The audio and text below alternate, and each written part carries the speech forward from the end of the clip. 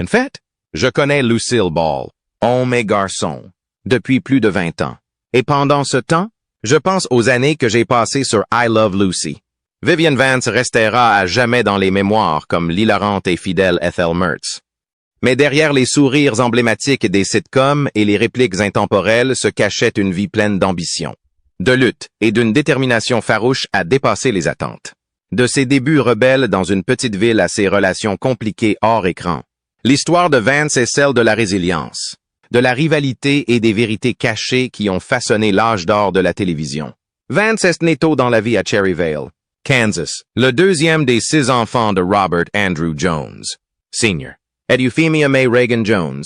Quand elle avait 6 ans, sa famille a déménagé à Independence, Kansas. C'est là qu'elle découvre sa passion pour le théâtre et étudie l'art dramatique à l'Independence High School avec son professeur Anna Engelman. Mais son amour de la scène ne convenait pas à sa mère, dont les croyances religieuses strictes entraient en conflit avec les ambitions de Vance. Déterminée à réaliser ses rêves, Vance a commencé à se rebeller. Elle se faufilait souvent hors de chez elle et restait après le couvre-feu. Elle a finalement adopté le nom de famille Vance et s'est rendue à Albuquerque, au Nouveau-Mexique, pour poursuivre des opportunités d'actrice. En 1930, elle apparut dans la production d'ouverture du Albuquerque Little Theater. Cela a marqué le début de sa carrière et elle est apparue dans plusieurs pièces de théâtre, dont celle intitulée Love and the Cradle Song. Reconnaissant son talent, la communauté théâtrale d'Albuquerque s'est ralliée à elle et a aidé à financer son voyage à New York. Là, elle poursuit sa formation auprès de la célèbre Ava Le Gallien, ouvrant ainsi la voie à son succès futur, Carrière. Le parcours de Vance à Broadway a commencé en 1932, où elle a joué dans plusieurs productions, généralement en tant que choriste. Au fil du temps, elle a eu de plus grandes opportunités, notamment celle de doublure d'Ethel Merman dans Anything Goes dans le rôle de Reno Sweeney. Des années plus tard, elle et Merman se sont retrouvés dans un épisode de The Lucy Show, un clin d'œil nostalgique à leur histoire commune. Sa grande rupture est survenue lorsqu'elle a repris le rôle de Kate Thompson dans la comédie musicale Hurrah pourquoi en 1937. Mais sa performance remarquable fut celle de Nancy Collister dans la comédie musicale de Cole Porter Let's Face It. 1941, aux côtés de Danny Kaye et Eve Arden. Elle a ébloui le public avec un nombre impressionnant de 547 représentations. En 1947, après avoir joué dans une reprise de The Cradle Will Rock, Vance se concentre sur la Californie, dans l'espoir d'élargir sa carrière. À Los Angeles, elle est apparue dans 2 films dans le rôle de la coriace Leah dans The Secret Fury, 1950 et dans celui d'Alicia dans The Blue Veil, 1951, bien que les critiques aient loué son travail. Ces rôles n'ont pas vraiment stimulé sa carrière cinématographique. Plus tard, après avoir quitté The Lucy Show à la fin de sa 3e saison, Vance rejoint le casting de The Great Race de Blake Edwards, 1965. Elle y voit l'occasion de relancer sa carrière cinématographique, qui n'a pas encore atteint son potentiel. Aventure légère. Le film connaît un succès modéré et remporte même quelques nominations aux Oscars. Mais ce n'était pas la percée qu'elle espérait. J'aime Lucy. Le séjour de Vance à Broadway n'a pas été facile. Elle se retrouvait souvent dans des rôles plus petits, comme 2e ou 3e rôle principal. Sa chance au cinéma n'était pas bien meilleure, avec seulement 4 films à son actif. Mais tout a changé une nuit de 1951. Elle jouait dans une production de Laguna Beach de The Voice of the Turtle lorsque le réalisateur de télévision Mark Daniels a assisté au spectacle. Il était accompagné de la star de cinéma Desi Arnaz, qui recherchait des talents pour un nouveau projet télévisé. Leur mission? Trouver quelqu'un pour jouer aux côtés de la femme d'Arnaz, Lucille Ball, dans une nouvelle série comique. Vance a décroché le rôle et sa vie a changé du jour au lendemain. Elle est devenue Ethel Mertz, l'une des compagnes les plus appréciées de la télévision dans I Love Lucy. Sa performance lui a valu d'être reconnue comme la toute première récipiendaire de l'Emmy Award de la meilleure actrice dans un second rôle. Elle a reçu 3 autres nominations au cours de l'émission, consolidant ainsi sa place dans l'histoire de la télévision. Cependant, la collaboration avec Ball n'a pas été sans rumeur. Des histoires ont circulé au sujet d'une prétendue clause contractuelle obligeant Vance à paraître plus âgé que Ball. Un détail rejeté plus tard comme une blague. Mais une chose n'était pas sujette à débat. Ball a insisté sur le fait que Vance semblait moins glamour qu'elle. Malgré cela, Ball a grandement apprécié Vance et l'a reconnu comme un élément crucial du succès de la série. Elle a travaillé dur pour que Vance reste heureux et impliqué dans les projets futurs. Pourtant, Vance avait ses limites. Lorsqu'on lui a proposé une augmentation de salaire significative pour rejoindre Ball sur un autre projet, elle a refusé. Elle ne voulait pas revenir comme acolyte. Elle voulait être l'égale de Ball. C'était une décision audacieuse, montrant que Vance n'était pas seulement un acteur secondaire. Elle était déterminée à définir sa carrière selon ses propres conditions. Lorsque Vance a pris la décision de quitter la télévision, cela a également forcé Ball à prendre du recul. Ball a compris que la magie de Lucy Ricardo ne fonctionnerait pas sans Ethel Mertz à ses côtés. Le public ne voulait tout simplement pas de Lucy sans sa fidèle meilleure amie. Dans I Love Lucy, Vance jouait Ethel, la voisine excentrique et digne de confiance de Lucy. Son mari à l'écran, Fred Mertz, était joué par William Frawley. Cependant, dans les coulisses, Vance et Frawley ne pouvaient pas se supporter. Lorsque Daisy Arnaz a suggéré une série dérivée centrée sur Fred et Ethel, Vance a catégoriquement refusé. Il n'était pas question qu'elle retravaille avec Frawley. L'émission elle-même était révolutionnaire et a conquis le cœur des téléspectateurs à travers le pays. Il a établi une nouvelle norme pour les sitcoms, notamment dans sa représentation des relations. Les Ricardos, Lucy et Ricky, étaient non seulement le couple principal à l'écran, mais ils étaient également mariés dans la vraie vie, avec leurs voisins et amis, Ethel et Fred. Ils ont créé lors de la comédie. Se prendre les fans avec leur pitrerie. Ethel était la complice inébranlable de Lucy, toujours prête à la rejoindre dans des projets fous. Malgré le chaos, elle a souvent agi comme la voix de la raison, équilibrant la nature imprévisible de Lucy. Pendant ce temps, Fred, le propriétaire amer et grincheux, a apporté son propre humour. Ensemble, Ethel et Fred sont devenus essentiels au charme de la série. Malgré leur personnalité contrastée, la connexion entre les deux couples est devenue le cœur du I Love Lucy. Leur lien était si central dans l'histoire que Fred et Ethel ont finalement emménagé dans la pension de Lucy et Ricky, maintenant ainsi la dynamique hilarante. C'est cette relation étroite qui a fait du spectacle un classique intemporel, apprécié par des générations. Au cours des dernières saisons de I Love Lucy, lorsque Lucy et Ricky ont déménagé à la campagne, Fred et Ethel ont joué un rôle majeur dans leur vie. Ils ont même aidé à prendre soin des poules de Lucy, ce qui a ajouté au charme comique de la série. Mais en coulisses, les tensions entre Vivian Vance et William Frawley n'ont cessé de s'aggraver. Bien qu'ils s'entendaient bien au début, leur relation de travail a commencé à se détériorer à mesure que la série devenait plus populaire. Vance se serait senti insultée par la facilité avec laquelle le public l'avait acceptée comme l'épouse de Frawley à l'écran. Elle l'appelait souvent avec dédain, ce vieil homme. En privé, elle a exprimé sa frustration face à cette combinaison, affirmant que c'était incroyable. Vance a même plaisanté en disant qu'elle serait plus convaincante en tant que fille de Frawley que sa femme, compte tenu de leur différence d'âge de 22 ans. Frawley n'était pas satisfait de ses commentaires. Lorsqu'il entendit parler des plaintes de Vance, il fut profondément offensé. En réponse, il lui lançait régulièrement des insultes acerbes alors qu'ils étaient sur le plateau. Leur aversion mutuelle est devenue un secret de polichinelle et leurs interactions irritables n'ont fait qu'ajouter à la tension entre eux. Malgré l'animosité, leur véritable dédain s'est étonnamment bien traduit à l'écran. Les frictions entre Fred et Ethel sont devenues la pierre angulaire de leur personnage, ajoutant une couche d'humour supplémentaire à la série. Il s'agissait d'un cas d'art imitant la vie, leurs affrontements hors écran alimentant la magie comique que les fans adoraient. La querelle entre Vivian Vance et William Frawley est devenue tristement célèbre, mais elle a également fourni certains des moments les plus drôles de I Love Lucy. Leur querelle constante, sur le plateau comme en dehors, rendait la collaboration de plus en plus difficile. Chaque fois que Vance suggérait des ajustements au scénario ou des lignes supplémentaires, Frawley refusait catégoriquement de coopérer. L'hostilité entre eux n'était pas un secret.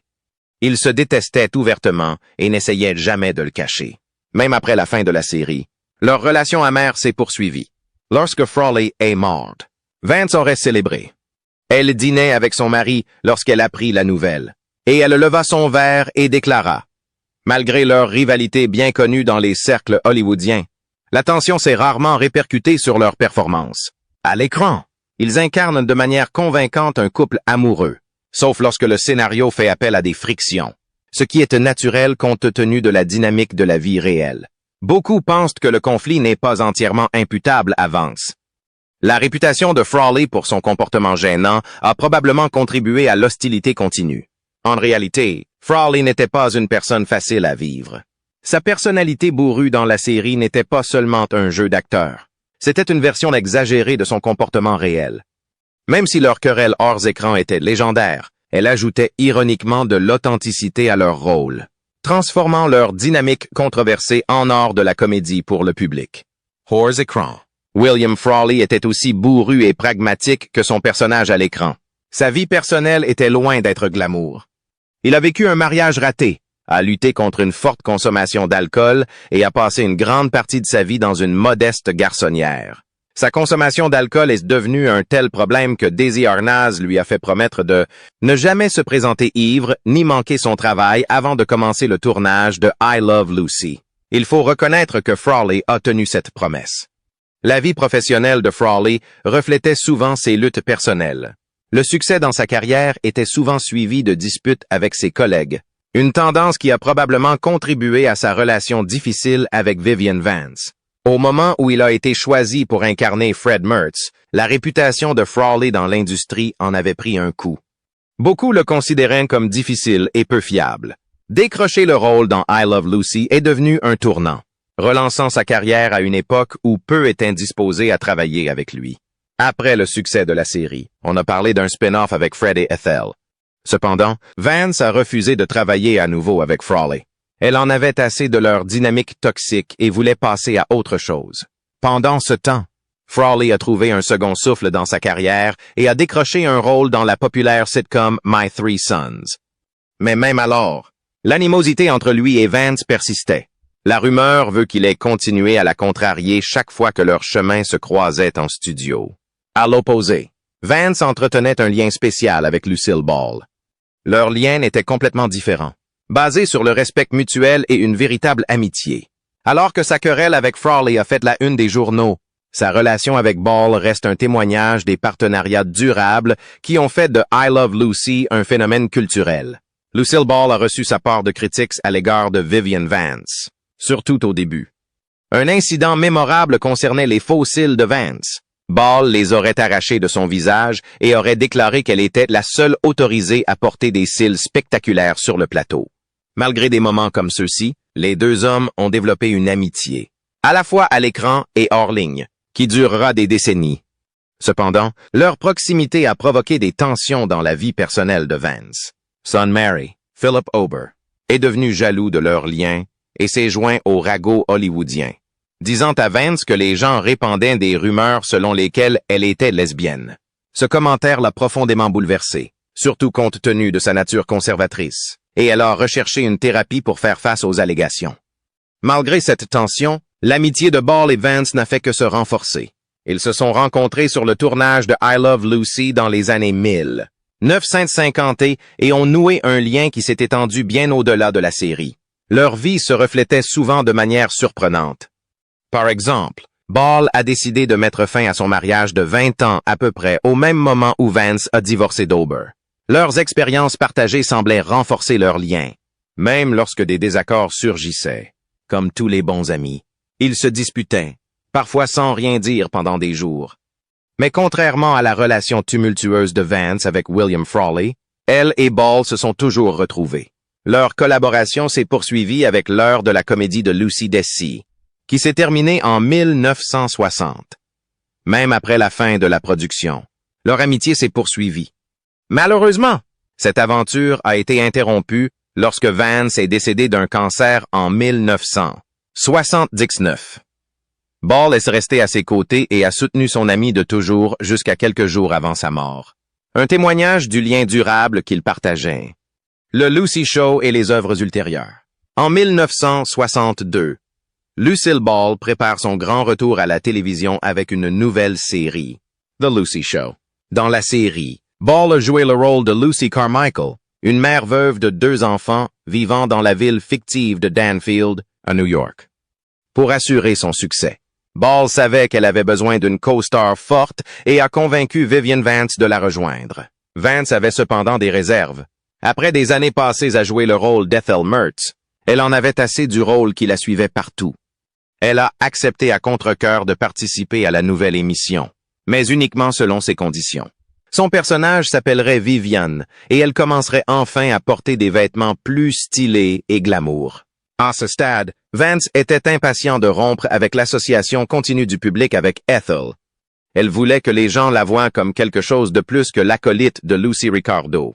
Sa dynamique avec Ball est restée forte et ensemble, ils ont apporté une nouvelle énergie à The Lucy Show, ravissant une fois de plus le public. Après avoir quitté The Lucy Show, Vance ne s'est pas complètement éloignée de la télévision.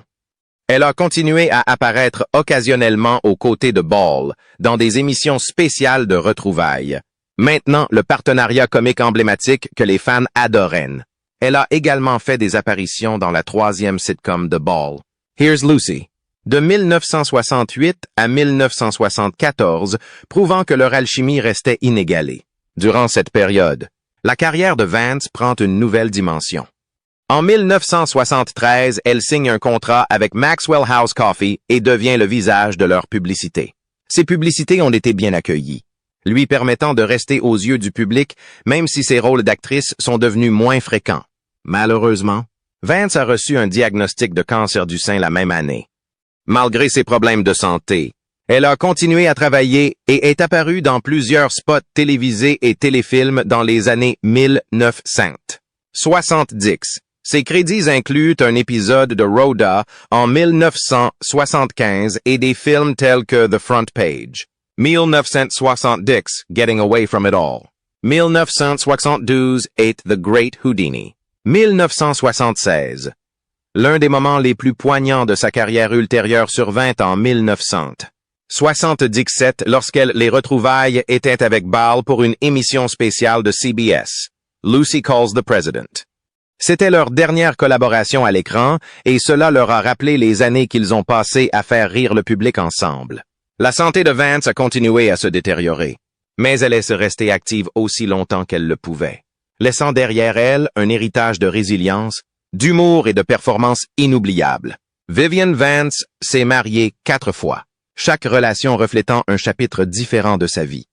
Ses 3 premiers mariages se sont soldés par un divorce, mais son 3e mariage, avec l'acteur Philip Ober, a duré 18 ans.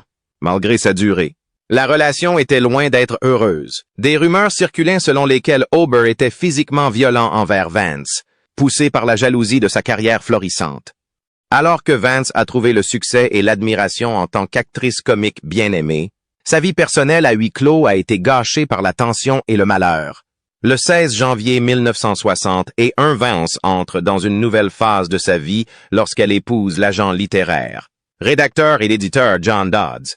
Contrairement à ses relations précédentes, son mariage avec Dodds semblait lui apporter la stabilité et la compagnie qu'elle recherchait depuis longtemps. Le couple s'est d'abord installé à Stamford, dans le Connecticut, où ils ont mené une vie plus calme, loin des projecteurs hollywoodiens. En 1974, ils ont déménagé en Californie, où ils sont restés ensemble jusqu'à la mort de Vance, en 1979. La vie de Vance a pris fin tragiquement. À l'âge de 70 ans, lorsqu'elle a succombé à un cancer du sein métastatique, le 17 août 1979. Sa mort a laissé un profond impact sur ceux qui l'ont connue, y compris ses anciennes co-stars. Desi Arnaz lui a rendu un vibrant hommage en déclarant « C'est déjà assez triste de perdre l'un des grands artistes avec lesquels nous avons eu l'honneur et le plaisir de travailler. Mais il est encore plus difficile de supporter la perte de l'un de ses meilleurs amis pour se réconcilier. » Les paroles d'Arnaz reflétaient non seulement son talent, mais aussi les profondes amitiés qu'elle avait nouées tout au long de sa vie. En l'honneur de sa contribution aux arts, la famille de Vance a fait don de son Emmy Award au Albuquerque Little Theatre, où sa carrière d'actrice a commencé. Ce geste symbolisait une boucle bouclée, reliant son succès remarquable à ses humbles débuts. Son héritage perdure à travers son travail et les bons souvenirs de ses collègues. Lucille Ball, son amie de longue date et partenaire de comédie, a souvent réfléchi au génie de Vance. Dans une interview en 1986, Ball a parlé de regarder des rediffusions de E! Love Lucy et de la façon dont elle avait maintenant l'occasion d'apprécier pleinement les performances de Vance. Je passe maintenant principalement mon temps à regarder Viv. Viv était sensationnel. Et puis il y avait des choses que je devais faire, pour une raison quelconque. J'étais dans la salle de projection et je n'arrivais tout simplement pas à me concentrer dessus. Mais maintenant je peux, et j'apprécie chaque mouvement fait par Viv. Elle était quelque chose. L'étoile de Vance sur le Hollywood Walk of Fame, située au 7000 Trent Hollywood Boulevard, témoigne de son impact durable sur l'histoire de la télévision. L'héritage de Vivian Vance continue d'être célébré longtemps après sa mort. Le 14 février 1991, elle a reçu à titre posthume une étoile sur le Hollywood Walk of Fame, situé au 7000 Trent Hollywood Boulevard. Cette reconnaissance a consolidé sa place dans l'histoire de la télévision et a reconnu sa contribution à l'âge d'or des sitcoms. À Jamestown, New York, Vance est commémoré au Lucille Ball Desi Arnaz Center, où les fans peuvent en apprendre davantage sur sa vie et sa carrière. Son histoire personnelle a pris une nouvelle ampleur en 2010 lorsque le Sun Francisco Chronicle a rapporté qu'un antiquaire avait hérité d'un trésor d'objets personnels de Vance. Ceux-ci incluent des photographies, des albums et même le manuscrit de son autobiographie inédite, laissée après la mort de son mari, John Dodds, en 1986.